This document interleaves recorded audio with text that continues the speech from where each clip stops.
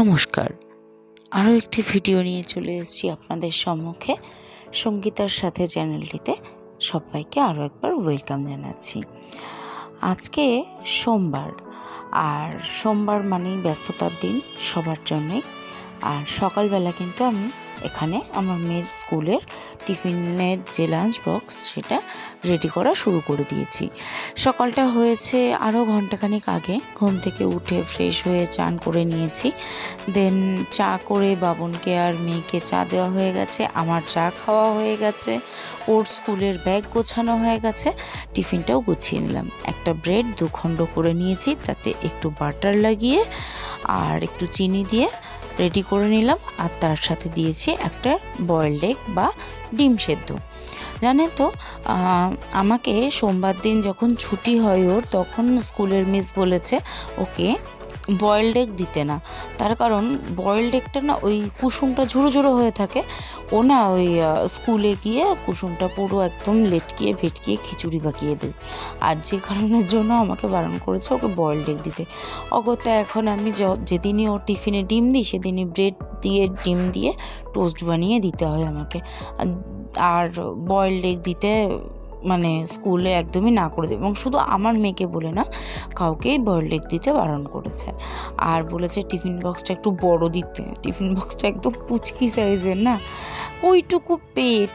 10 থেকে 15 মিনিট কি 20 মিনিট ওদের লাঞ্চ ব্রেক দেয়।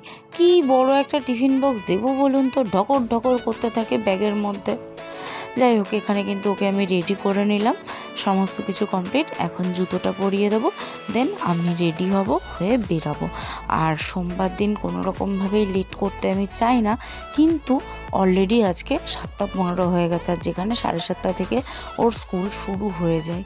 বাড়ি থেকে খুব বেশি দূর না, 10 মিনিট লাগে পায়ে হেঁটে, আর টোটোতে 5 মিনিট মতো লাগে যেতে, যদি জ্যামে না পড়ি তো যাই হোক, এখানে রেডি হয়ে গেলাম। আর আজকে আমার এই ড্রেসটা কেমন লাগছে বলুন তো, বহুদিন পরি না। সেই পুজোর সময় কিনেছিলাম, পুজোতে পরেছি, আর পরা হয় না। আর পেছনে দেখছেন বাসি বিছানাটা এখনও তোলা হয়নি, স্কুল থেকে এসে তুলবো। আর প্রত্যেক দিন ওকে আমি যখন রেডি হব, ওর তখন বায়না, মা আমাকে একটু টিপ পরিয়ে দাও। তাই ওকেও একটু টিপ পরিয়ে দিলাম আজকে। আর প্রত্যেক দিন পারফিউম মাখবে। আর স্কুল থেকে মানে সেরকমভাবে রেস্ট্রিকশান দিয়ে বকে না, কিন্তু বকে কেন পারফিউম দেয় বা কিছু, সেই কারণে। আর এই যে সিঁড়ির মাঝখানটাতে দেখছেন পেছন দিকে সুন্দর শোপিসগুলো রাখা, ওগুলো বাবনের ক্রিয়েশন, বাবন ওগুলো করিয়েছে। তো চলুন, বেরিয়ে গেছি, টোটোও পেয়ে গেছি তাড়াতাড়ি। আর এই যে ওরই স্কুলের মানে ওরই ব্রাঞ্চের আর একটা বাচ্চা, ও এলেনে পড়ে বাচ্চাটা, তো দেখলাম ও টোটোতে উঠলো, একসাথে চলে আসলাম। গল্প করতে করতে চলে এসেছি স্কুলে। আর সত্যি সত্যি দৌড়াচ্ছিলাম, ঘন্টা পড়ে গিয়েছে স্কুলের।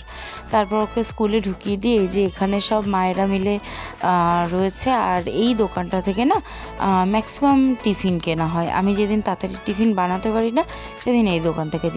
আর এই যে আমাদের যোগেশ কাকু, আর এটা কিন্তু আমাদের চায়ের দোকান, মানে আমাদের চায়ের দোকান বলবো না, স্কুলের সামনে একটা চায়ের দোকান, যেই চায়ের দোকানটাতে আমরা বসে একটু চা খাই মায়েরা। সকালবেলা ঠিক চা খেয়ে বেরোনো হয় না। তারপর আজকে আর বেশি গল্প করিনি। বাজারের মাঝখান দিয়ে যেহেতু যাতায়াত করা হয়, বাজারে মাছ দেখতে দেখতে সোজা বাড়ি চলে আসলাম। আর আমি না হেঁটেই, আর এইখানটা দেখলে তো আমি দাঁড়িয়ে যাবই। প্রচুর গাছ, কামরাঙা গাছ থেকে শুরু করে অনেক রকম গাছ ছিল আজকে। তারপর আর কি, যেহেতু 10 থেকে 15 মিনিটের রাস্তা, তাড়াতাড়ি হেঁটেই বাড়ি চলে আসলাম। সকালবেলা হাঁটাটা হয় না তো সেভাবে, তাই ভাবি স্কুল থেকে ওকে ছেড়ে ফেরার সময় হেঁটে আসি। আর এই জায়গাটা দিয়ে যখন আসি না, তখন শুধু ভাবি আমার এই চেনা জায়গাগুলো কীরকম অচেনা হয়ে গিয়েছে। আর এইটা হচ্ছে আমার রাজপ্রাসাদ। হ্যাঁ, বলি আমার, হয়তো আমারই, কি জানি। আর এখানে মাম্মাম দাঁড়িয়ে বায়না করছিল খেলনা কিনবে। আচ্ছা হ্যাঁ, আরেকটা কথা বলি, আমি বাড়ি গিয়ে না ফোনটা চার্জে বসিয়েছিলাম, তাই আর মাঝখানের ক্লিপগুলো নেওয়া হয়নি। রান্নাঘরে বাসন মাজলাম, ঘর মুছলাম, চান করেছি, পুজো করেছি, সেগুলো কিছুই আর ক্লিপ করা হয়নি। তারপর এখানে রাস্তাটা পার হলাম, নেব আজকে একটুখানি চিকেন। আজকে বাবুন বলে গেছে একটু চিলি চিকেন আর রুটি খাবে দুপুরবেলা, তো ভাবলাম তাই চিকেন নিই। তারপর চিকেন নিয়ে আর আমি ক্যামেরা অন করে রাখতে পারিনি, বাড়ি চলে এসেছি। প্রচুর কিছু হাতে ছিল আর রাস্তাটা খুব জ্যামও ছিল সেই সময়। তারপর মাংসটা ধুয়ে নিয়ে ম্যারিনেট করে নিলাম। ম্যারিনেটটা আজকে আপনাদেরকে একটা গল্প বলবো, চিলি চিকেন বানানো বা শেখা বা চিলি চিকেনের প্রতি ভালোবাসার গল্প।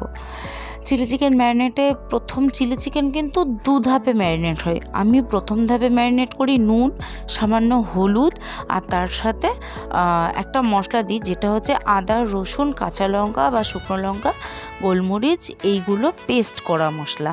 আর তারপর ওটাকে আধ ঘন্টা মতো ম্যারিনেট রাখবো। সেই ফাঁকে আমি সবজি কটা কেটে নিচ্ছি, ক্যাপসিকাম আর পেঁয়াজ। আর যে গল্পটা বলছিলাম, চিলি চিকেন প্রথম আমি জীবনের সবচাইতে প্রথম রান্না করা শিখি আমার পিসতো দিদির থেকে। ও যখন ফার্স্ট ইয়ার গ্র্যাজুয়েশন আর আমি তখন ক্লাস 11, মনে আছে খুব ভালো করে। মাত্র 600 গ্রাম মাংস আমরা আমাদের নিজেদের হাত খরচার টাকা দিয়ে, আমার বলবো না, ওরই হাত খরচার টাকা দিয়ে আনা হয়েছিল। এবং ওই 600 মাংস বাড়ির প্রতিটা মানুষকে চিলি চিকেন খাইয়েছিলাম। আমাদের জীবনের প্রথম রান্না, বোধহয় আমার জীবনের প্রথম ইন্ডিভিজুয়াল রান্না ওটা। ও আর আমি একসাথে করেছিলাম। আর আমার সেই সময় একটা ভীষণ বাজে জিনিস ছিল, যখন কোনো কিছু আমাকে যদি বলা হয় ব্যাস আর দিস না, আমি তারপরেও আরও 2 চামচ বেশি দেবো। সেটা না আমার দিদি খুব ভালো করে বুঝে গেছিলো। তো যতটুকু প্রয়োজন হতো ঠিক তার একটু আগেই বলতো থাক আর দিস না, আর তখনই আমি আরও এক্সট্রা 2 চামচ দিতাম। তখন ওটা জিনিসটা সেম হয়ে যেত। পরেও আমাকে একদিন বলেছিল কথাটা, যে এই কারণের জন্যই আমি আগে থেকে বলে দিই আর দিস না, কারণ আমি জানি তুই এক্সট্রা 2 চামচ দিবি। তো যাই হোক, ওই আমার প্রথম চিলি চিকেন বানানো শেখা, নিজে হাতে ধরে শেখা। চিলি চিকেনের প্রতি ভালোবাসা আমার আমি চিকেন কষা থেকে চিলি চিকেন খেতে বেশি ভালোবাসি। আর আমি আমার লাইফের সবচাইতে ফেভারিট ডিশ কিন্তু চাইনিজ। আমি চাইনিজ খেতে খুব ভালোবাসি। এখানে ম্যারিনেশনে দিলাম, এটা সেকেন্ড ম্যারিনেশন। আচ্ছা, সেকেন্ড ম্যারিনেশনে দিলাম 2টো ডিম। এবার বলে রাখি, আমার এখানে কিন্তু 1 কেজি 200 মাংস আছে, তো সেজন্য আমি 2টো ডিম দিলাম। আর এখানে এর কোয়ান্টিটি লেভেল, মানে ডিমটা কি করে বুঝবেন, সেটা হচ্ছে প্রত্যেক 500 গ্রাম মাংসে 1টা ডিম লাগে। তবে এটার কোটিংটা একদম পারফেক্ট হয় না, খুব মোটা চপের মতো না, একদম পাতলা। তো তারপর অ্যারারুট দিলাম বা কর্নফ্লাওয়ারও দিতে পারো, সাথে অনেকে বেসন দেয়, আমি দিই না। প্রচণ্ড কোটিংটা মোটা হয়ে যায়, আমার ভালো লাগে না, চিবড়া লাগে তখন। আর লাস্টে দিলাম একটু কিন্তু গোলমরিচ গুঁড়ো, যেটা একদম উপরে দিলাম, খুব সুন্দর একটা ফ্লেভার আসে আর হালকা একটা ঝাল লাগে এটাতে। এটা অপশনাল, দিতেও পারেন নাও দিতে পারেন। তো চলুন, এটা এখানে হয়ে গেছে। এবার আমি এটাকে মোটামুটি অন্তত পক্ষে 1 ঘন্টার জন্য ফ্রিজে রেখে দেবো সেট হওয়ার জন্য। যদি না পারে 1 ঘন্টা সময় হাতে না থাকে, অন্তত আধ ঘন্টা কিন্তু রাখবেনই, তাহলে এটা ভালো লাগবে। আর এখানে দেখুন, আমার বাড়ি তো অনেক পুরনো বাড়ি, আমাদের বাড়িতে একটু রিপেয়ারিংয়ের কাজ হয়েছিল। সেইগুলোতে এত জল জোরে জোরে দেওয়া যাবে না, যেহেতু ঘরের মধ্যে, তাই স্প্রে গান দিয়ে আমি এগুলোতে জল দিয়ে ভিজিয়ে দিচ্ছি। তারপর চলে আসলাম রান্নাতে। আর এর মধ্যে কিন্তু প্রায় 1.5 ঘন্টা টাইম অতিক্রম হয়ে গেছে। 1.5 ঘন্টা চিকেনটা ফ্রিজে ছিল। এখানে চিকেনটা পুরো আমি ভেজে নেব, যেরকম আর কি চিকেন পকোড়া ভাজা হয় ওই রকমই। তো যাই হোক, এবার বলি, আমরা চিকেন নিয়ে এসেছিলাম বাজার থেকে। আর আমি যখন ক্লাস 11 আর ও তখন ফার্স্ট ইয়ার গ্র্যাজুয়েশন করছে, ওর ম্যাথে অনার্স ছিল। আর ওর বাড়ি কিন্তু এখানে না, ওর বাড়ি ইউপিতে। ও ইউপি থেকে ওর ব্যাকগ্রাউন্ড, মানে ওর বাড়ি ইউপিতে। ও 12 কমপ্লিট করে আমাদের এখানে আসে, মানে আমার পিসির মেয়ে, যেহেতু ওর মামা বাড়িতে থেকে গ্র্যাজুয়েশন কমপ্লিট করেছে, দেন এখান থেকে দেখাশোনা, দেন বিয়ে এখানেই। তো ও এখন ব্যাংকে চাকরি করে। আমাদের প্রথম, মানে আমরা না প্রায় সময় এই জিনিসগুলো করতাম। আমরা মানে আমাদের একটা হবি বলা চলে রান্না করা। আমার প্রথম রান্না শেখা বা এরকমভাবে করা কিন্তু ওর হাত ধরেই আমার রান্নাবান্নাগুলো শেখা। তারপর রান্নার প্রতি ভালোবাসা জন্মানোটাও ওর হাত ধরে। আর আজকে ভালো রান্না করার ক্রেডিট যদি দেওয়া যায় তাহলে আমি ওকে কিছুটা দিতে চাইবো। তার কারণ ও এই জিনিসগুলো আমি অনেক কিছু শিখেছি, অনেক রান্না শিখেছি।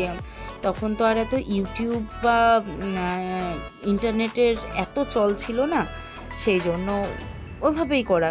কখনো ব্রেড পকোড়া, কখনো ফুচকা, এই রকম মানে অনেক রকম মুখরোচক খাবারগুলো রান্না করা। আর ও অনেক ছোটোবেলা থেকে কিন্তু রান্না করতে জানতো কম বেশি।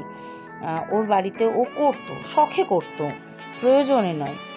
তো যাই হোক, এখানে তেলের ওপরে কিন্তু একটা মশলা দিলাম, সেটা হচ্ছে আদা রসুন বাটা, তার সাথে লঙ্কা বাটা।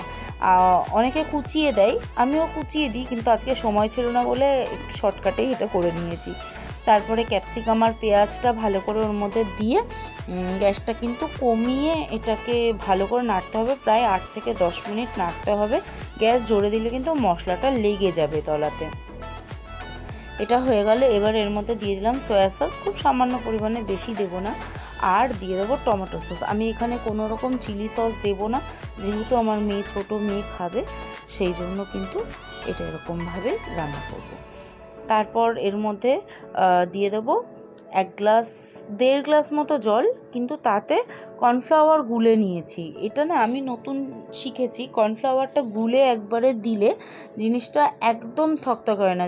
যেরকম কর্নফ্লাওয়ারটা গুলে লাস্টে দিলে জিনিসটা পুরো আঁটো হয়ে যায়, সেই জিনিসটা হয় না। কর্নফ্লাওয়ারটা ঠান্ডা জলে পুরো গুলে পুরোটা একবারে দিয়ে দিলে, তো সেরকমভাবেই দিয়েছি। রান্না কিন্তু প্রায় কমপ্লিট হয়ে গিয়েছে। আর টেস্টের ব্যালেন্স করার জন্য সামান্য একটু চিনি দিয়ে নামিয়ে নেব। যাই হোক, অনেকক্ষণ কথা বললাম, আজকে খুব ভালো লাগলো আমার ছোটোবেলার একটা কথা শেয়ার করে। আর আজকে এই অবধি, দেখা হবে আবার নতুন একটা ভিডিওতে, নতুন কিছু নিয়ে। প্রত্যেক দিনই একটা রেসিপি শেয়ার করার চেষ্টা করি আমি। আর দৈনন্দিন জীবন আমার যেরকম কাটে আমি সেরকমটাই আপনাদের সবার সাথে তুলে ধরার চেষ্টা করি। ভালো লাগলে একটা লাইক করবেন, শেয়ার করবেন, কমেন্ট করে দেবেন।